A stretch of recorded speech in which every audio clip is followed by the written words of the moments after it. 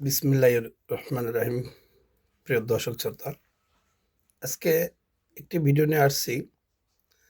আমরা ফলো করলাম গতকালকে জনাব তারেক রহমান লক্ষ লক্ষ লোক নিয়ে তিনি প্রত্যাবর্তন করেছেন তাকে রিসিভ করার জন্য। এয়ারপোর্ট থেকে ৩০০ ফিট পর্যন্ত লক্ষ লক্ষ নেতাকর্মী এসেছেন।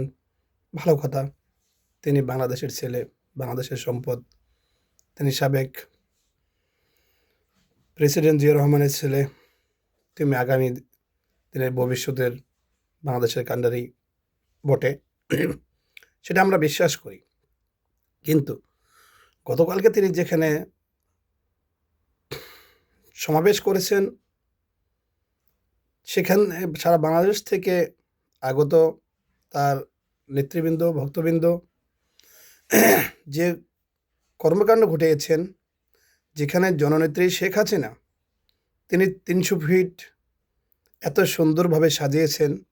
সারা বাংলাদেশের ভিতরে এই রোডটার মতো এত সুন্দর অন্য কোনো জেলায়, অন্য কোনো ডিস্ট্রিক্টে, অন্য কোনো থানায় হয়নি। এই ৩০০ ফিটটা ঢাকার ভিতরে এবং সারা বাংলাদেশের ভিতরে একটি পরিচিত রোড। সেখানে এত সুন্দরভাবে রাস্তার সাইড দিয়ে গাছপালা লাগানো হয়েছে। সেখানে তার নেতাকর্মীরা সেই গাছপালাগুলো ভেঙে ফেলেছে। সে ৩০০ ফিট ময়লা, কাগজপত্র, আবর্জনা দিয়ে পুরা ৩০০ ফিট এয়ারপোর্টের রোডটা নষ্ট করে ফেলেছে। আমি অবিলম্বে জোর দাবি জানাবো বিএনপির সিনিয়র নেতাকর্মীদের প্রতি, তারেক রহমানের প্রতি, যে আপনার নেতাকর্মীকে দিয়ে এই রোডটাকে দয়া করে পরিষ্কার করে দেবেন। এখানে জনগণ, গাড়ি, বাস, ট্রাক, প্রাইভেট কার, যানজটের সমস্যা হচ্ছে। এখানে অনেক ভাঙচুর হচ্ছে। এখানে পরিবেশটা নষ্ট হয়ে গেছে। তো বাংলাদেশে প্রত্যেকেরই অধিকার রয়েছে গণসংযোগ করার, মিটিং মিছিল করার, কারণ এটা প্রত্যেকের গণতান্ত্রিক অধিকার। তা আমি অবিলম্বে জোর দাবি জানাচ্ছি। আমি কোনো খারাপ মন্তব্য করছি না।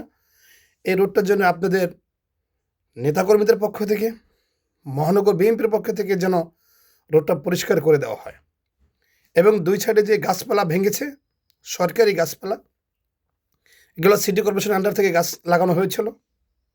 তো সেই গাছগুলোর জন্য দয়া করে লাগিয়ে দেওয়া হয় এবং এই রোডটা যেন দয়া করে অতি দ্রুত পরিষ্কার করে দেওয়া হয়। এটাই আমাদের দাবি।